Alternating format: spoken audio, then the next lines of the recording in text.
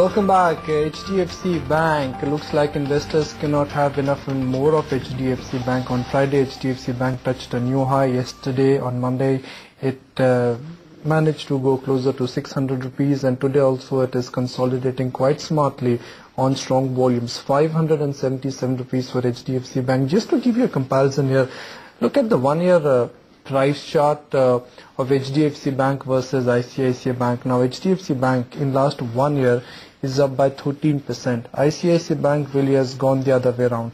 On your screen, HDFC Bank is up 13%, ICICI Bank is down 16%. Axis Bank, which is again from the same basket, the private sector banking space, it is down by about 22%.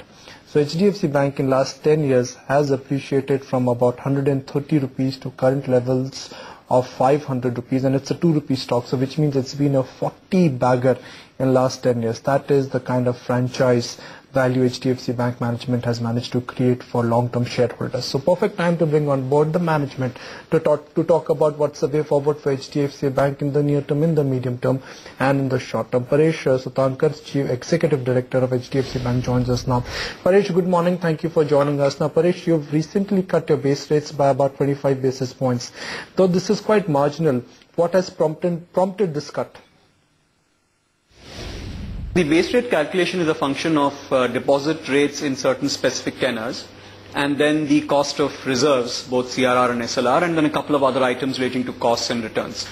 Almost the other three elements other than reserve costs have remained largely stable, and there have been very marginal differences in those. So the 20 basis points reduction in the base rate is primarily driven by the cumulative impact of the lower reserve costs that we have seen, for the last couple of months. Paresh, the credit growth in the industry is close to a 2-year low, and many banks seem worried. How has the credit growth panned out for you guys, and how confident are you of achieving the 17% target? Well, if you look at the last figures which have come out for mid-June, there's actually been a very marginal uptick in both loan and deposit growth, although it's obviously languishing from where it was a year back. The fact is that if the economy has slowed down, and we believe that credit growth tends to be a multiple of maybe 2.5 times a real GDP growth number, one can't really be surprised with the fact that loan growth has come off. In fact, there would be many who would believe that loan growth should have decelerated a lot more if you compare that with some of the numbers that are coming out on the real side of the economy in terms of some of the sales on the, for instance, on the auto and other side. Having said that, I think if the GDP growth ultimately does come through at around 6.5% or thereabouts, then I think the 16-17% or at least around 16% system loan growth we believe is still roughly achievable. Paresh, having said that, the general macro environment is tough for India. Corporate lending seems to be slowing down. Investment cycle has broken down. Are you confident that you would be able to maintain your NIMs, which is net interest margins? I'd rather comment on anything specific to the bank's financials, whether margin or otherwise, probably a couple of weeks down the line after we've declared our quarterly results. If you're looking at not specific, in a certain time frame, but over a period of time, I think as a bank we've been through several interest rate cycles and we've maintained margins within a range. But anything more specific than that, I'm afraid we'll have to wait till the 13th, which is when we declare our quarterly results. Right. So which sectors are going to form the chunk of your credit growth, and which sectors, Paresh, are you seeing a slump in credit demand? Well, again, if you look at the system numbers which have been made available in the last few days, then there has been a marginal pickup on the retail side, although at around 14% it's still lagging the corporate loan growth.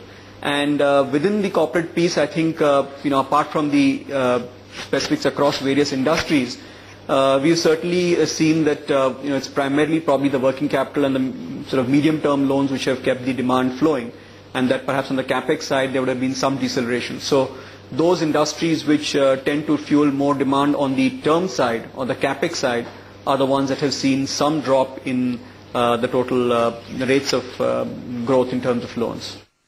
Paresh, several banks have raised the deposit rates, especially in the shorter tenure. So is it correct to assume that liquidity in the system is not tight but very tight? Well, you still see the total LAF borrowing at around 92,000 crores. That might come off by about 10-15,000 crores because of the additional export refinance which has been released by the RBI. So even if it comes down to about 80,000 crores, that is a borrowing which is large enough for banks to still remain uncomfortable with dropping rates, and perhaps a few of them might even be happy to increase rates, at least in specific tenors. Overall, though, I do believe that deposit rates have peaked, and while an odd bank might react in a specific tenor bucket, if at all, by and large, going forward, I think as the liquidity conditions ease further, because even at 80,000, it's a lot better than what it was at 1,20,000 just a couple of months back. So if that eases further, and especially if you tend to have a CRR cut, then in fact, if anything, the bias on deposit rates should be marginally lower, at least over the next few months, but certainly not on the way up.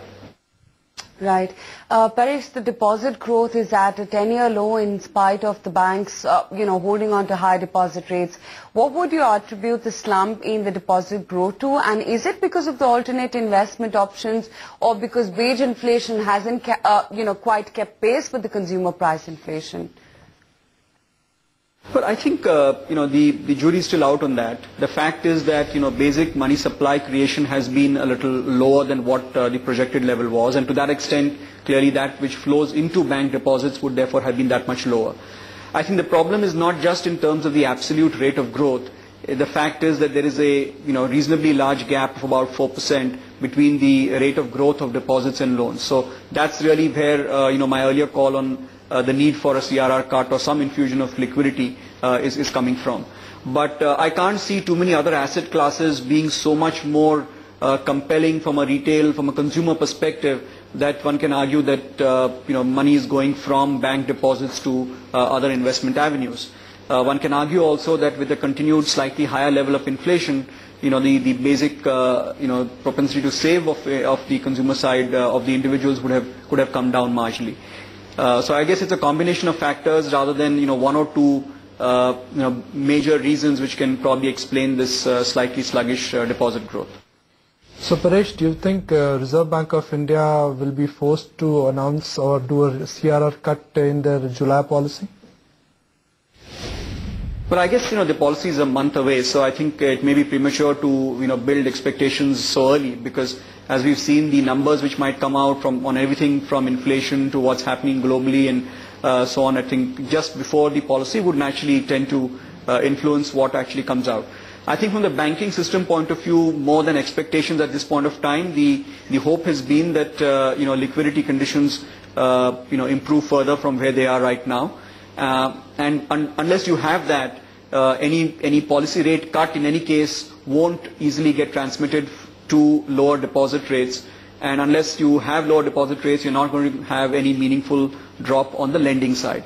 So I would tend to focus more on liquidity improvement measures than the rate cuts themselves. Fair point. Could you give us a sense of your asset quality? Your bank is held onto good asset quality for some time, but with signs of stress in small and medium corporate loans, are you witnessing pressure as well? Well, you mentioned we have held up our asset quality off late. I thought it was more than that, for a longer period than that. But no, I think you make a fair point that the general expectation has been that one, partly because the economy is growing at sub 6% as against 8.5%, so a 2.5-3% lower rate of growth would typically impact asset quality. And then there are specific sectoral or industry project sort of related issues or customer specific issues which have been plaguing asset quality and therefore creating concerns. Again, I wouldn't want to comment on specifics of how we are seeing asset quality right now. We are as I said, for the June quarter, when we declare our results a couple of weeks down the line, I can elaborate on that. But broadly, I think, I don't think the system is seeing an across-the-board deterioration. It's been focused more on specific customers, specific projects, or very specific segments, and which is why, depending on each bank's portfolio, you've seen these pressures show up, and in others it's been, the asset quality has been fairly stable. And I think that will remain largely the picture even in the next few months. Paresh, any fundraising plans or any plans of any overseas borrowing? Well, at this point of time, we are pretty comfortably capitalized both in terms of overall CAR and Tier 1. So, at least in the immediate near term, there isn't really any capital raising at all. Few banks, Paresh, have started on to, focus on the credit card business in a very big way. What about HDFC Bank? Are you also looking at enhancing your credit card offerings? Well, we haven't, been through that cycle as quite as much as the rest of the industry has. So I think if you look at the last 2 or 3 years, you had almost 2 years of degrowth and quite a substantial degrowth in the cards business for the industry as a whole. Relative to that, we have remained more or less flat or a marginal increase till last year. And, if you look at even the March numbers, we did see a continued growth in that portfolio. So as far as we are concerned, it's a continued growth story in the cards business and not, getting back into a growth mode after having shrunk that business. We remain pretty comfortable with the way our business has been developed, and, we are pretty confident that we'll continue to grow that. Paresh Sutankar, Executive Director of HDFC Bank, appreciate your time and thank you for your insights. Let's look at markets. Bosch has made a very strong comeback. 91.50 for Bosch last week. Bosch was a massive underperformer after the informed exchanges that in the near term they are having inventory problem and they're looking at downsizing their production